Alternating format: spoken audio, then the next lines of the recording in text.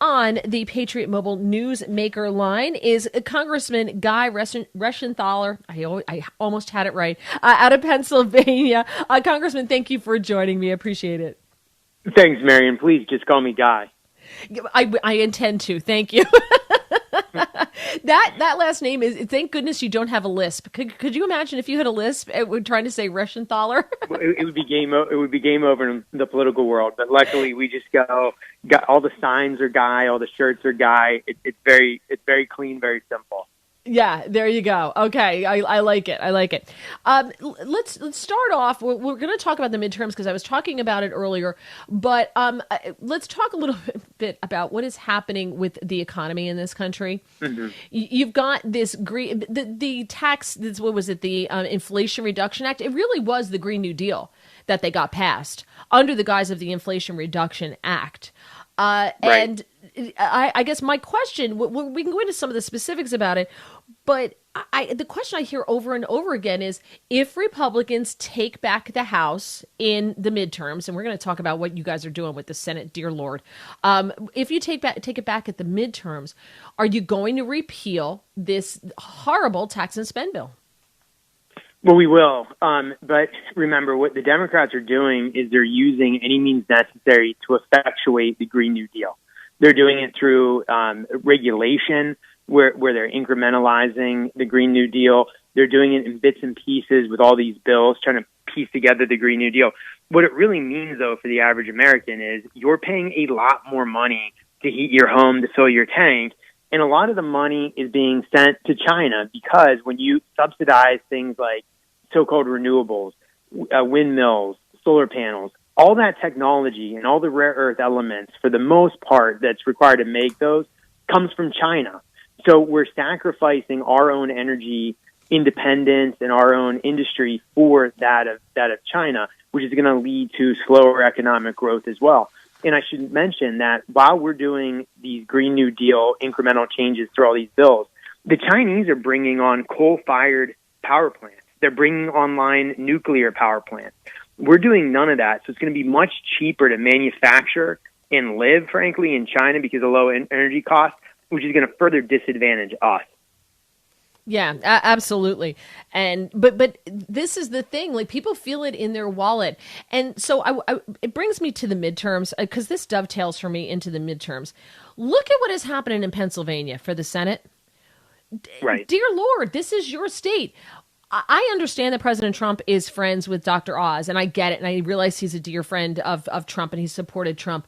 Was there really no better candidate than Dr. Oz? I'm not saying he's a bad guy. I'm just saying he's got the name recognition, which is great, but he's somehow, wrestling with Fetterman. He should be, Oz should be up by 10,000 points. I don't understand it. What are you doing? Two quick points. Oz was the only one in that race that could have gone toe-to-toe with Fetterman, and here's why.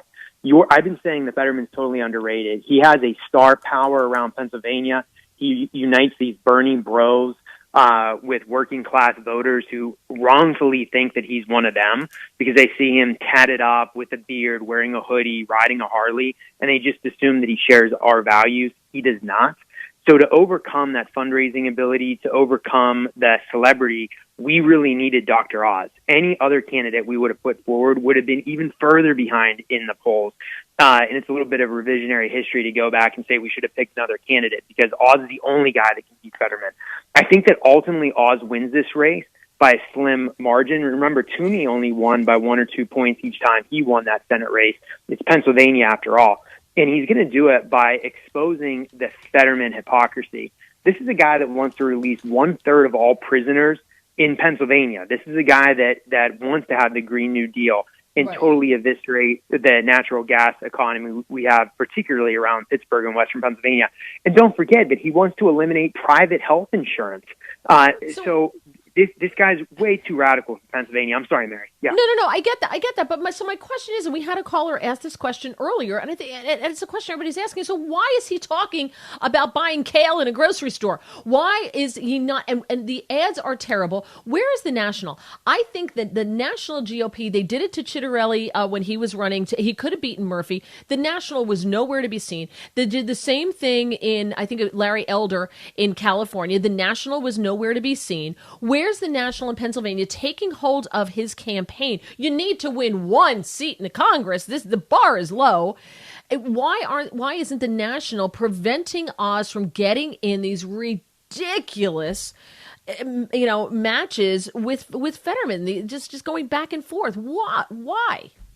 Well, look, we're grossly being outraised, and that's all across the board with the Senate races. Fetterman, for example, is raising money hand over fist, and it's largely through low-dollar donations. The Republican donations, in terms of low-dollar donations, are way down. It's because our people are feeling the pinch of the economy. So that $20 you might have sent to Dr. Oz or another candidate, that's going in your gas tank, or that's going to pay your grocery bills. The Democrats, remember, are the party of the woke, the yuppies, and they view political donations as we would view tithing. So it's not uncommon for them to have a continual payment going to various campaigns. It's how Beto O'Rourke is still raising so much money, because people just have to set it and forget it, and a portion of their paycheck every month goes to Beto O'Rourke, and they do it just like to Bernie Sanders and to Fetterman, et cetera. It's a problem. We got to get our base accustomed to low-dollar donations if we're going to overcome the Democrats. I think there's also a lack of leadership where you have people just surrendering these seats. I still think we can win Georgia. I think we will win Pennsylvania. I think J.D. Vance will win Ohio. Remember that leading into a lot of races, the polling has always shown us down. And then we ended up winning the races because polling is also skewed. So I think that there's going to be a lot of pundits that are surprised come the day after the election when we take back the House with 35, 45 seats maybe, and we retake the Senate by winning Georgia, keeping Pennsylvania. We'll keep Ohio, and then we'll pick up with Waxhaw out west. So I think that people are going to be surprised. But look, the environment is bad, Mary. I don't mean to keep interrupting. I get that. Yeah. I get that. But here's the thing. So, and I'm sorry, we have a set amount of time with you, and I want to get to a lot of things. But here's the thing. We don't have enough money. Nobody wants to hear that. Here's the thing. I don't donate to the Republicans, because the last time I donated to the Republicans, they spent more in mailers back to me asking me for money than they did with that money. I basically funded mailers back to me because I got far more in mailers back to me asking me for more money than I gave them. That's number one. Number two, nobody wants to donate to a party that they view as a losing party. Republicans, I say it all the time, snatch defeat from the jaws of victory with alarming regularity. They always manage to trip just before the goal line. Democrats do well with what they have. My feeling is, stop asking me for more money. Prove to me that you're going to actually do something. Prove to me that you're going to take. They've got people. You can't tell me there aren't people already employed by the National that they can't send to Pennsylvania to whip the Oz campaign into shape. Pick two seats, Georgia and Pennsylvania, whatever, and go all in on them and win. That's the problem. Nobody wants to support losers.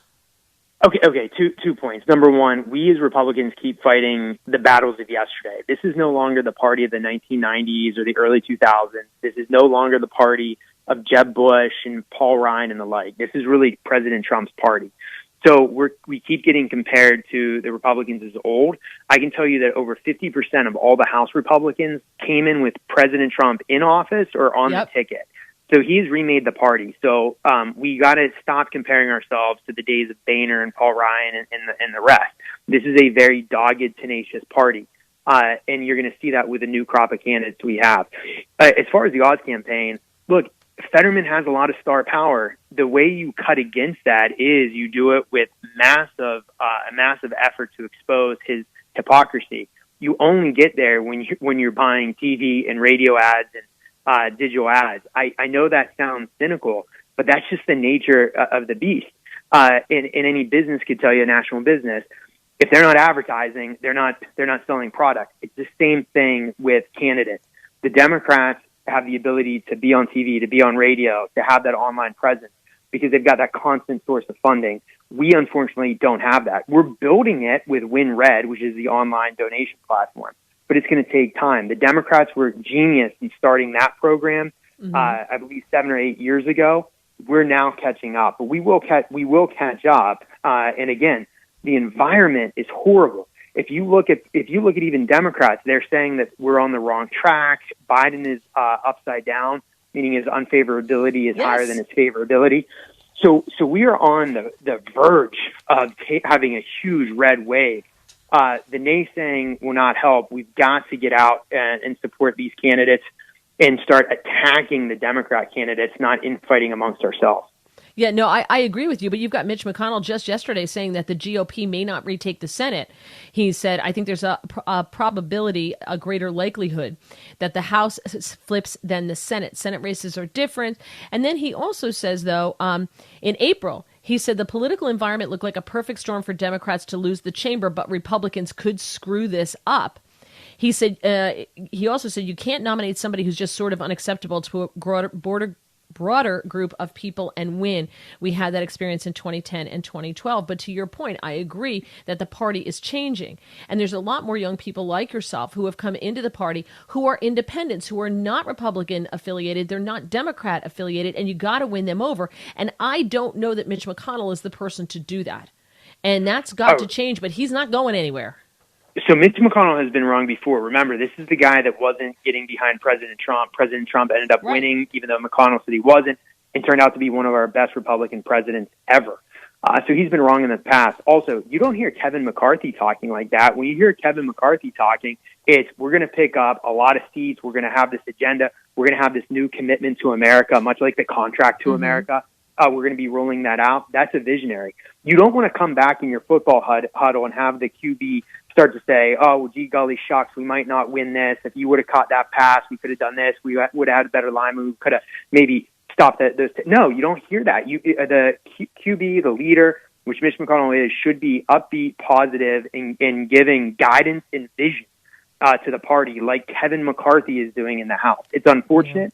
But look, it's up to the senators who they have as their minority leader. Right. I can tell you, I'm very proud that we've got Kevin McCarthy, Steve Scalise, and others that are moving forward and taking the fight to the last, not being negative and dragging us down. Yeah. Well, Congressman Guy Reschenthaler, thank you so much for your time. I didn't even get to ethics and Nancy Pelosi's husband, Paul, and insider trading. Didn't even get to that. Didn't get to the Trump raid. This is, I think the midterms is just a fascinating conversation to have because the question's being asked by so many people outside of the Washington, D.C. bubble. And I really appreciate you tackling that and your honesty. And good luck, everybody, in the midterms. Thanks so much. Hey, thanks, Mary. Take care. Have a great weekend.